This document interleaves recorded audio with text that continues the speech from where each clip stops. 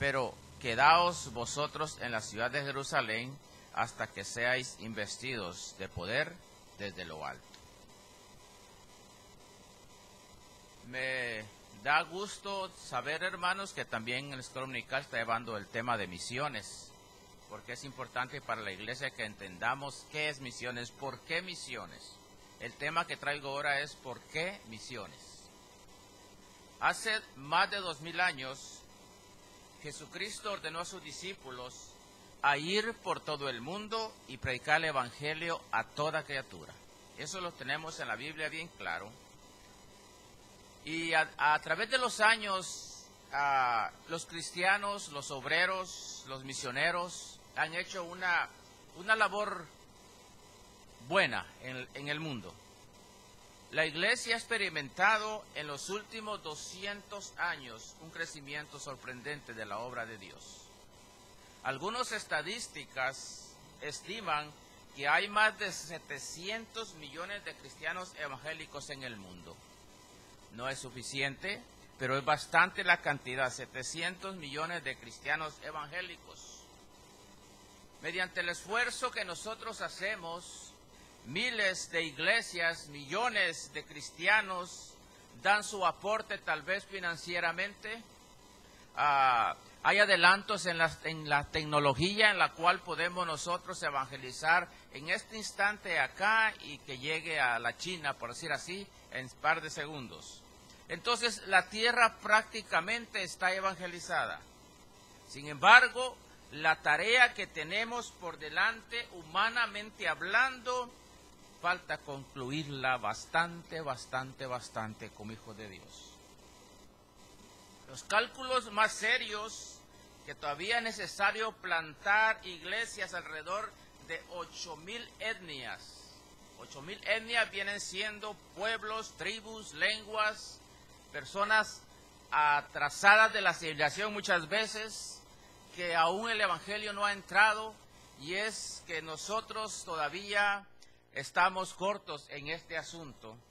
Es probable que los 6.300 millones de habitantes que hoy componen el globo terráqueo, alrededor de 2.000 millones, casi una tercera parte del mundo, nunca ha escuchado el evangelio en una forma clara y razonable. Nunca ha escuchado el evangelio, fíjese, en una tercera parte del mundo. Hablaban de la ventana 1040. La ventana es esa ventana en Asia que es la más difícil de entrar a evangelizar.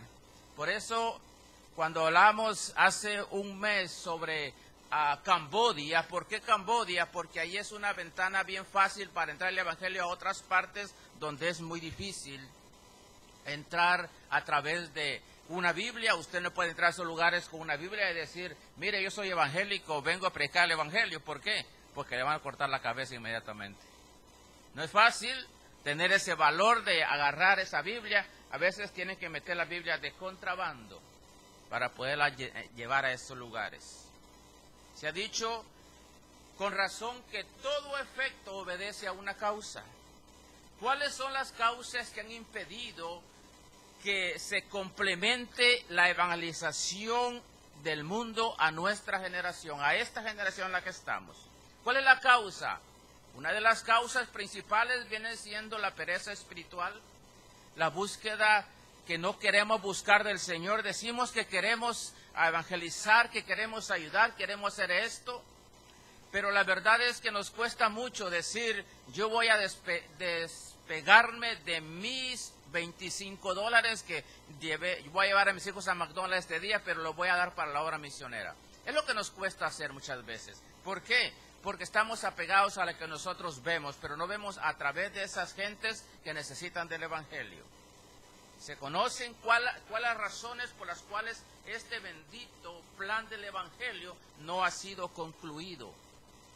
Es posible descubrir otras razones a fin de corregir y proceder a hacerlo mejor, porque el Señor quiere, hermanos, un pueblo que le sirva, un pueblo que le cumpla lo que Él dejó establecido allí. La porción que leímos dice, así está escrito y así fue necesario que sucediesen las cosas. El Señor tenía un propósito. lo que nosotros creemos, entre las muchas causas que podrían señalarse desde distintos ángulos, hay algunas verdades muy sencillas.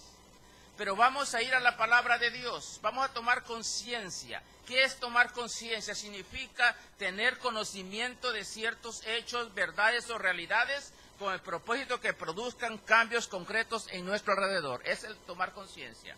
No, yo tengo conciencia de lo que está pasando, pero no nos metemos en el asunto, no sabemos lo que Dios quiere hacer. Ahora, la importancia de la evangelización mundial.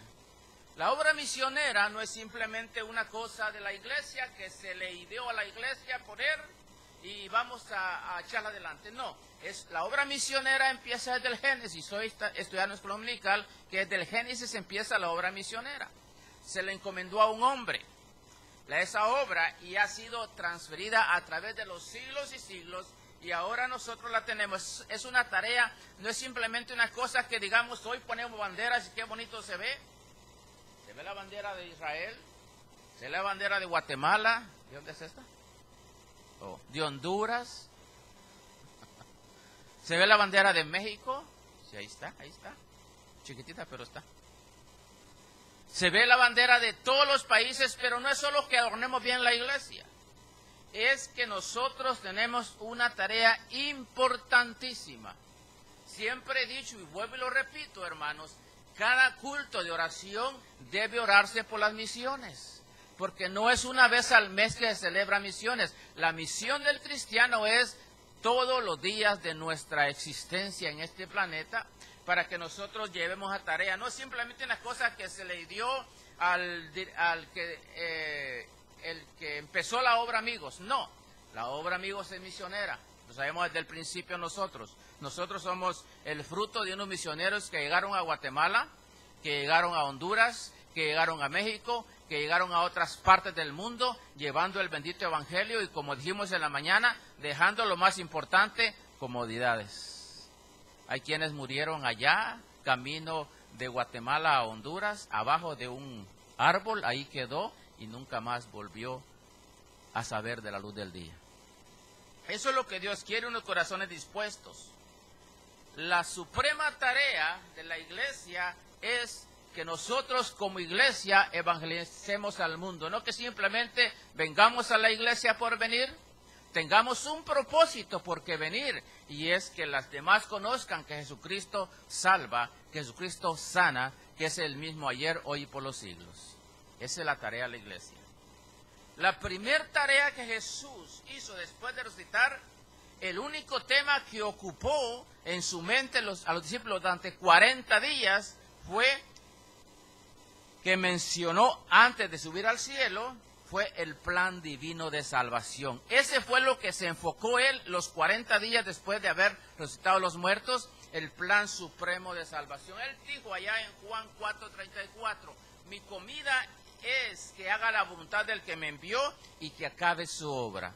Él no podía irse de esta tierra sin recalcarles a los discípulos que el plan había que extenderlo a otros lugares, empezando en Jerusalén, porque ahí era la ciudad escogida por Dios, y ahí empezó, pero se regó a todo el mundo.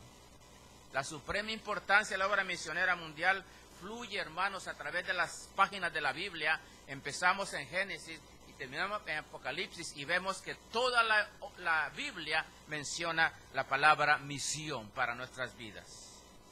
Forma parte integral de la redención de nuestras vidas. Por lo tanto, está asociada inseparablemente a la persona salvadora de Jesucristo. Tal importancia, hermanos, se podría probar varias maneras, usando argumentos teológicamente, exponiendo algunas doctrinas, por la necesidad de la gente, porque hay tanta necesidad afuera que nosotros muchas veces no entendemos, mencionando algunos mandamientos de la Biblia, por el sentido común que tiene. Cada quien tiene el sentido común que debe de tener un Dios en su vida. Por eso mucha gente se aferra a dioses que no conoce, a dioses de piedra o palo, a dioses de metal, a dioses de oro, de yeso. Pero la verdad es que el Dios que nosotros predicamos, que transforma vidas, es poderoso para, hermanos, nosotros, que Dios nos use de una manera muy especial a cada uno de nosotros, no solo dentro de la iglesia, sino que fuera de estas cuatro paredes. Vamos a demostrar lo que dice la palabra de Dios, que hizo el Señor Jesús después de salir triunfante de la tumba. Lucas 24 que leímos, el verso 1 comienza diciendo, el primer día de la semana. ¿Cuál es ese día? ¿El lunes no es pues? Es el domingo. El primer día de la semana. Y del 1 hasta el 49, usted va a ver el relato uno tras otro de los encuentros que tuvo Jesús con sus discípulos en aquel primer domingo de la semana. Y hay muchos porciones paralelas, las cuales nos van a indicar qué hizo Jesús. Vamos a ver por lo menos Mateo 28. Mateo 28.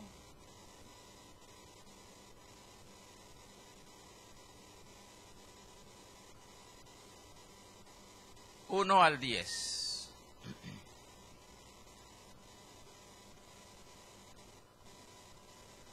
Mateo 28, 1 al 10. Pasando el día de reposo, al amanecer del primer día de la semana, día de reposo viene siendo sábado acá. Primer día de la semana, vinieron María Magdalena y la otra María a ver el sepulcro. Y hubo un gran terremoto, porque un ángel del Señor descendió del cielo, y llegando removió la piedra y se sentó sobre ella. Su aspecto era como un relámpago, y su vestido blanco como la nieve. Y de miedo de él los guardas temblaron y quedaron como muertos. Mas el ángel respondiendo dijo a las mujeres, no temáis, porque yo sé que buscáis a Jesús, el que fue crucificado. No está aquí, pues ha resucitado, como dijo, venid, ved el lugar donde fue puesto el Señor. E id pronto y decid a sus discípulos que ha resucitado de los muertos. Y aquí va delante de vosotros a Galilea, allí le veréis, he aquí os lo he dicho. Entonces ellas salieron del sepulcro con temor y gran gozo, y fueron corriendo a dar las nuevas a sus discípulos, y mientras iban a dar las nuevas a sus discípulos, he aquí Jesús les salió al encuentro diciendo, salve. Y acercándose abrazaron sus pies y le adoraron. Entonces Jesús les dijo, no temáis, id, da las nuevas a mis hermanos, para que vayan a Galilea y allí me veréis. Jesús ya había sido resucitado de los muertos. Un gran terremoto vino y sacudió la piedra, pero hay un mandato ahí que le dice a las mujeres, e id pronto y decid a los discípulos que estaban escondidos. Las mujeres son valientes, ¿verdad? Amén. A ver, mujeres. Las mujeres se levantaron muy de mañana, como se levantan todas las mujeres siempre.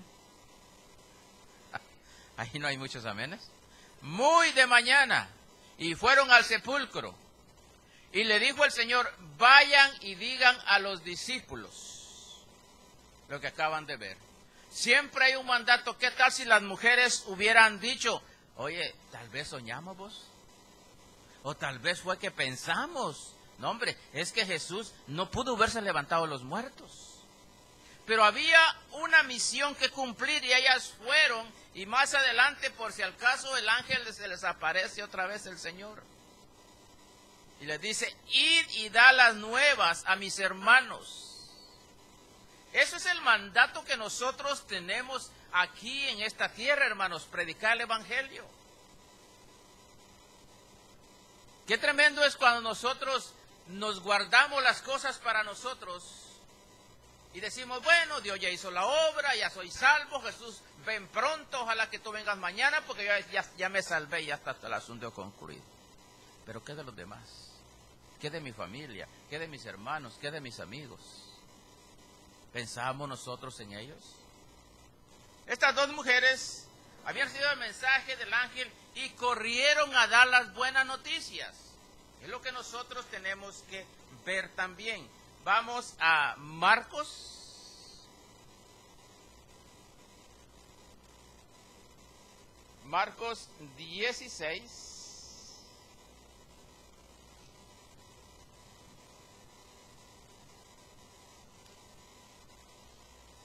Marcos 16, 9 al 11. Habiendo pues resucitado Jesús por la mañana, el primer día de la semana, apareció primeramente a María Magdalena, de quien había echado 7 demonios. Yendo ella, lo hizo saber a los que habían estado con él, que estaban tristes y llorando.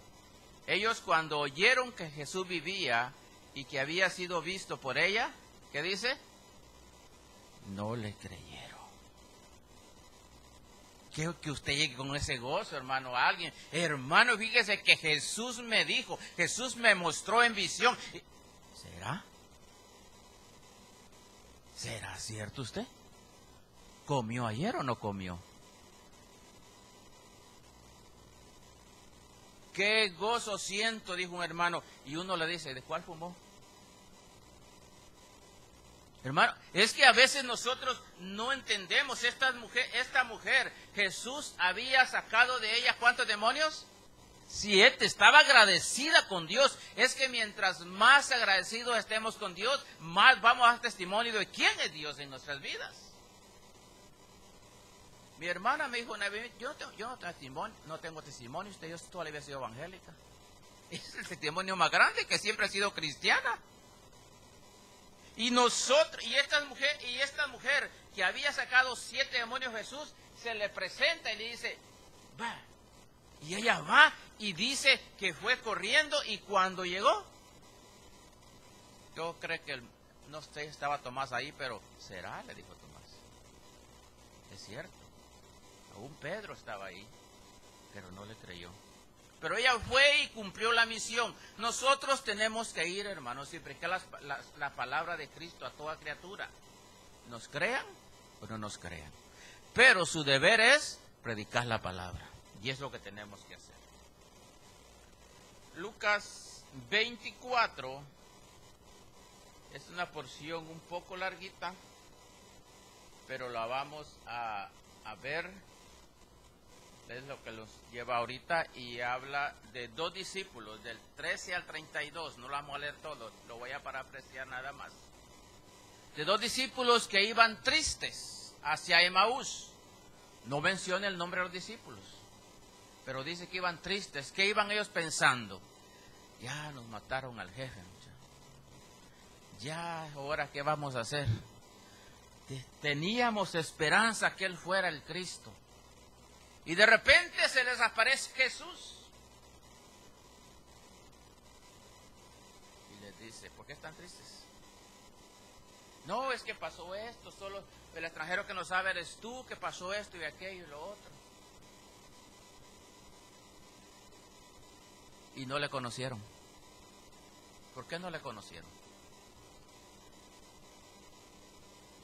Porque estaban tristes. La tristeza muchas veces no nos deja experimentar las grandezas que tiene Dios para nuestras vidas. La tristeza muchas veces nos opaca. Y después que lo invitaron a comer a Jesús todavía, y después que se sienta a la mesa y él partió el pan y dio gracias, hasta entonces dije que sus ojos fueron abiertos y conocieron que era Jesús. Y le dice, quédate con nosotros. El Señor se le apareció a ellos también, que estaban tristes. Ese fue el trabajo del Señor, hermanos, después de levantarse de los muertos, por los 40 días que estuvo en la tierra apareciéndose. Cuán valioso es para nosotros entender qué es la misión que tenemos nosotros sobre esta tierra. ¿Qué programa Jesús trazó? ¿Qué agenda trazó para irse y presentar en cada ocasión por aquellos que no estaban seguros de que Jesús se había levantado de los muertos?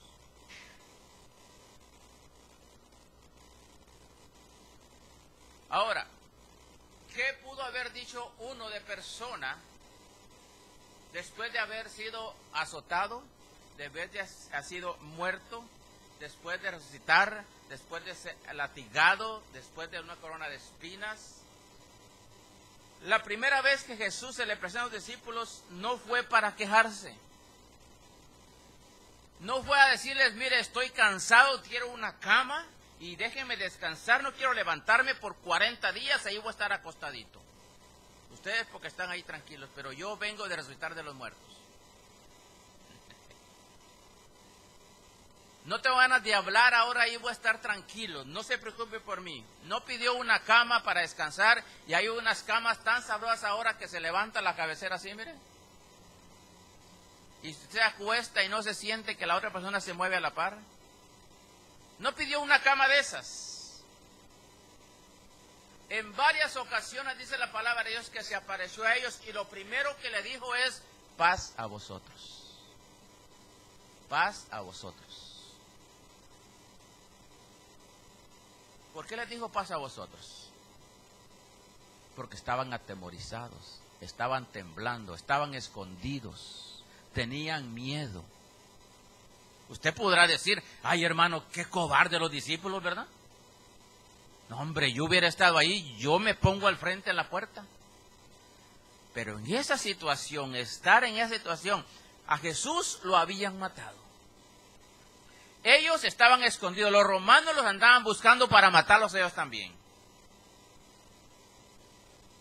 Yo creo que haríamos cultos en el sótano, escondiditos, le poníamos una pared ahí encima, y hermanos, salga por este ahorita, se va para su trabajo, por favor. ¿Verdad? Así esos discípulos estaban. Lo primero que Jesús dijo fue, paz a vosotros.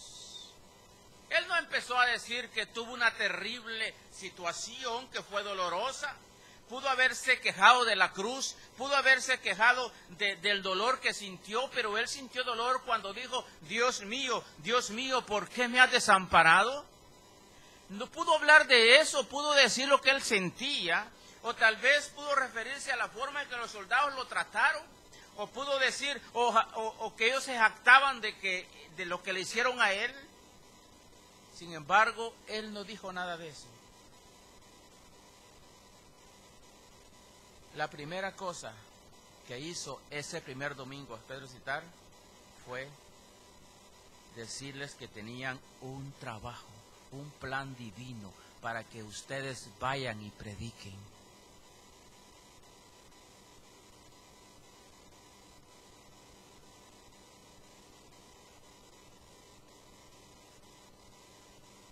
Jesús les dijo a ellos, así está escrito y así fue necesario que el Cristo padeciese y resucitase de los muertos al tercer día, y que se predicase en el nombre, y que se predicase en su nombre el arrepentimiento y el perdón de pecados en todas las naciones, comenzando aquí desde Jerusalén. Y cuando decimos nosotros que Jesús les volvió a decir, es porque en el 44 dice, estas son las palabras que os hablé estando aún con vosotros. Ya les había dicho el Señor Jesús lo que tenían que hacer, pero es necesario que se cumpliese todo lo que está escrito en la palabra, en la ley de Moisés, de los profetas y en los salmos. Así está escrito, son las palabras que yo os dije estando con vosotros. ¿No es cierto que a nosotros nos repiten las cosas y nos repiten y por aquí nos entra y por aquí nos sale? ¿Cuántos alaban al Señor? Amén, aleluya, gloria a Dios, el Señor vive para siempre. Pero a la hora de trabajar, ¿cuántos? Parece que no hay nadie en la iglesia. Parece que llamo y suenan todos ocupados. Qué casualidad que nadie conteste el teléfono. El Señor sabía que el hombre, hermanos, es duro. Pero él tenía que insistir porque él había venido a la tierra con un propósito. Y no era solo hacer sanidades, no era solo a limpiar leprosos, no era solo a sanar ciegos, no era a levantar no, él había venido con el propósito de salvar la humanidad, que él estaba destruida, que estaba en problemas difíciles. Y es cierto que no ahora está igual la situación, o tantito peor, decimos ahí en Guatemala. Pero ¿qué estamos haciendo como iglesia? ¿Dónde están los hermanos cuando tienen que estar en la iglesia? Yo no digo lo que están trabajando, qué bueno que estén trabajando, pero los que no están trabajando, ¿dónde están? Antes de morir, el plan ya había sido puesto. Pero tenía que ser complementado, las noticias debían darse a todas las naciones. ¿Qué pasa cuando le entra un mensaje de texto a su teléfono? Le ponen un signo así, una carita triste, otra llorando, otra alegre, bueno, tantas cosas que hay. Cuando nos llegan noticias a nosotros de personas que han sido masacradas por predicar el Evangelio, que han sido quemados por predicar el Evangelio, usted dice, oh, eso está escrito, yo sabía que esto está pasando porque la Biblia lo dice, pero ¿no le da por orar por esa gente? ¿No le da por llorar por esa gente? Por decir, Señor, ayúdales, yo voy a ayunar un par de días para que tú les liberes un poco del dolor.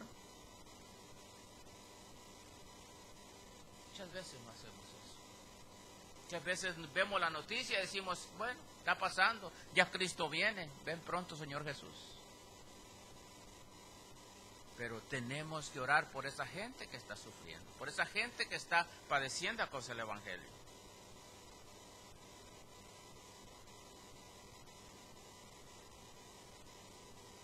Vamos al libro de Hechos.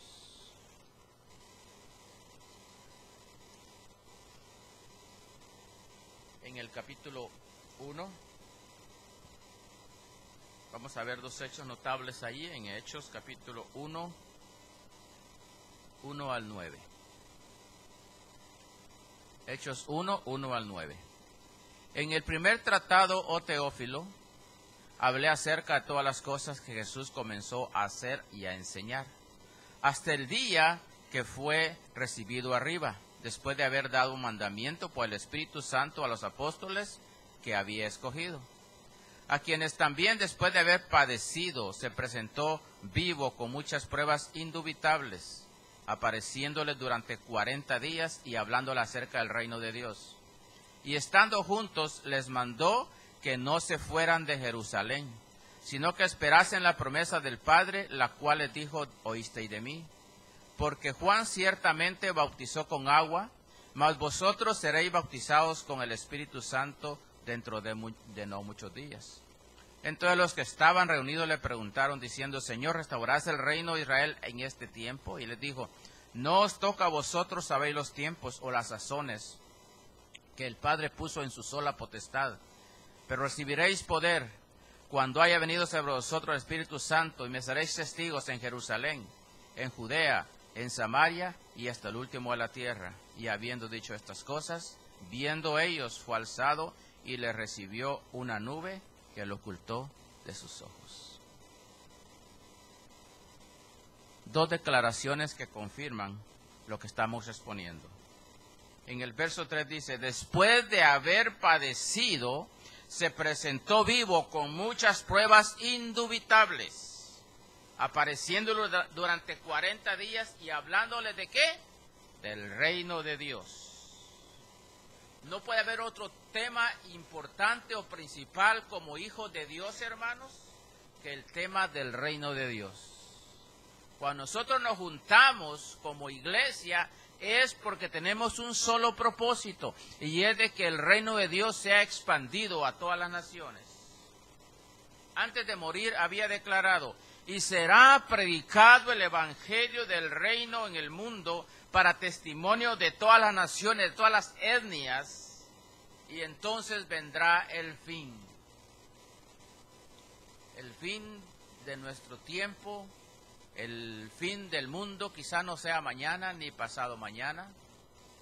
Antes de que digan paz y seguridad y ya habrá una destrucción masiva en este planeta Tierra, vas a pasar un suceso más importante, que es el rapto de la iglesia. La iglesia se va a levantar porque la iglesia no puede pasar por la gran tribulación. Nosotros como hijos de Dios tenemos que estar listos en todo momento. Cualquier ratito suena la trompeta. Nosotros la vamos a oír si estamos bien con el Señor. Así que siempre Jesús usa la palabra o usó la palabra para referirse, cuando comienza una frase, el reino de los cielos es semejante a. El reino de los cielos es semejante, pero ahora según el contexto total de las palabras que pronunció después de su resurrección, es fácil deducir, hermanos, que estaba refiriendo a la proclamación y extensión del reino de Dios sobre la tierra, a la proclamación del evangelio que usted y yo no podemos callar. Tenemos que dar esa palabra a los demás, nos oigan o no nos oigan. Porque de cada alma, de cada persona que pasó a la par suya en alguna ocasión, que estuvo con usted en alguna ocasión, usted va a dar cuenta de esa persona, Jesucristo. ¿Por qué no le hablaste del evangelio? Él ya sabía, Señor. ¿Usted sabe que él sabía? Por algo Dios le pone las personas en su camino para que usted hable con ellas. Cuando estaba el Señor a punto de ascender al cielo, los discípulos hicieron una pregunta: ¿restaurarás el reino de Israel en este tiempo? ¿Qué le dijo el Señor? Sí, fíjese que yo creo que sí. Espérense, voy a consultar, voy a orar una media hora y les contesto. No, a veces hacemos preguntas. Siempre yo me fijo, hermanos, en la palabra de Dios, cuando por lo menos Dios llamó a Gedeón. A Gedeón le dice: ve con esa tu fuerza. Señor, pero yo soy el más pequeño de las tribus, ¿me vas a mandar a mí que vayas con esa tu fuerza? El Señor nos contesta muchas preguntas que nosotros quisiéramos saber. Simplemente nos dice a nosotros en estos días que tenemos que predicar el evangelio, que estamos en los últimos tiempos. ¿Por qué? La palabra de Dios lo dice. No que venga un profeta y le diga: mira, el Señor me ha dicho que vienen grandes pestes, grandes tempestades, vienen grandes tribulaciones, vienen terremotos. Está en la palabra de Dios ya, porque el Señor le dijo. Si el Señor me habla a mí es a través de su bendita palabra, la cual está escrita para nosotros. Y después de que el Señor les dijo que predicasen el evangelio y que fueran testigos, dice la palabra que en el verso 9, que fue ascendido a los cielos. Una nube se lo llevó y se desapareció de su vista. Lo que quiere decir, hermanos, que fueron las últimas palabras que el Señor pronunció a esta tierra, fueron la evangelización mundial. A él interesaba que todos supieran. ¿Qué tal si ese grupito de personas hubiera dicho: bueno, muchachos, ya el Señor se fue, ya vamos a nuestras tareas? Y fue lo que muchos hicieron. Regresaron a sus redes a pescar, y de ahí el Señor se les aparecía, les pedía, les decía. Resumamos. La tarea de Jesús, el primer domingo después de su resurrección, el único tema que ocupó su mente por 40 días que pasó con ellos, y las últimas cosas que mencionó antes de ir al cielo, fue ordenar, explicar, enseñar, exhortar, mandar el mandamiento, el plan divino de salvación. Eso quiere decir, hermanos, que Él quería que toda la gente supiera quién era Dios. Eso es lo que Dios quería. ¿Hay unas preguntas? ¿Nos queda alguna duda acerca del hecho de que Cristo resucitó y que la evangelio del mundo aún no la hemos concluido nosotros? Sí, todavía nos falta cumplir la tarea esa. ¿Por qué Cristo no ha venido? dice la palabra que cuando este evangelio sea predicado en todo el mundo, hay personas que nunca han oído el evangelio. No digo aquí en Estados Unidos, pues aquí han oído el evangelio toda la gente. En Guatemala no digamos, en Centroamérica no digamos, pero en lugares como la Ventana 1040, allí en la fábrica donde yo trabajo había una chinita, ya murió, y ella creía en Buda. Su hijo murió, ella se lo dedicó a Buda. No hablaba español, no hablaba inglés, solo hablaba el chino, el inglés mero machacado. Y ella murió de tristeza pidiéndole al Buda que tuviera a su hijo en gloria. Esas almas, hermanos, que se van sin fe y sin esperanza. Es una batalla de vida o muerte que tenemos todos los días. Como dice el coro, levantemos nuestros ojos y miremos y contemplemos a nuestro capitán, a nuestro jefe, y escuchemos la voz de sus últimas palabras que dijo que fuese predicado el evangelio en todo el mundo. Porque efectivamente la proclamación del evangelio del reino implica una gran lucha espiritual contra las fuerzas del enemigo. No es una lucha fácil, nadie dijo que fuera fácil. Es una lucha, hermanos, contra las huestes de maldad, porque el diablo tiene agarrada a la gente tanto, que dicen que no necesitan a Dios. Pero yo creo que todos necesitamos de Dios. Y todos necesitamos a Dios. Sus mentes han sido esclavizadas. La voluntad de millones de hombres y mujeres que no quieren saber que Dios puede cambiarlos. Que tienen su religión, que tienen, por decirlo así, sus dioses.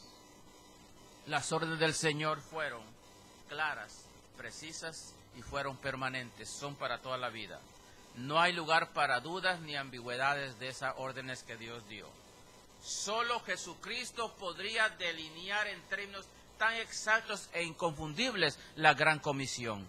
Ir por todo el mundo y predicar el evangelio a toda criatura. No dice, si quieren vayan y prediquen. No dicen, bueno, no les van a escuchar, pero ustedes sí. No, Él dijo, ir por todo el mundo y predicar el evangelio a toda criatura, sea quien sea, llámese como se llame, pero todos tienen que saber que hay un Dios grande y poderoso, que puede transformar las vidas. Misiones no es simplemente algo que se le ocurrió y hacer una fiesta de banderas, no.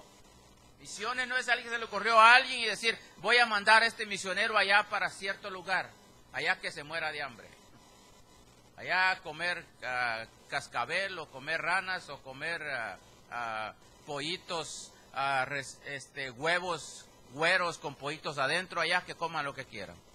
Esas no son misiones.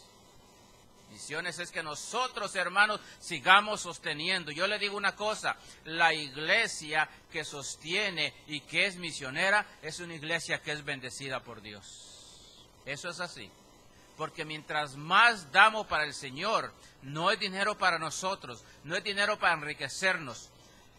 Porque el que predica la palabra para enriquecerse aquí, va a sufrir. Tiene dinero en la tierra, tiene todo, pero al final de los tiempos vendrá Dios y le pedirá cuentas. Dios nos libre de eso a nosotros. Todo lo que nosotros hacemos es para que el nombre del Señor sea glorificado. Así que mi hermano, mi hermana, esta es la gran comisión que nosotros tenemos. Dicha por el Señor, los últimos 40 días que Él anduvo en la tierra fue para decirle a los discípulos que predicasen el evangelio. Él no se levantó para quejarse. Él no se levantó para decir, ya ve, me abandonaron, culpa de ustedes que estoy así. No, sino que se levantó para proclamar las buenas nuevas y decirles a ellos que no cesaran de predicar las buenas nuevas. Póngase de pie.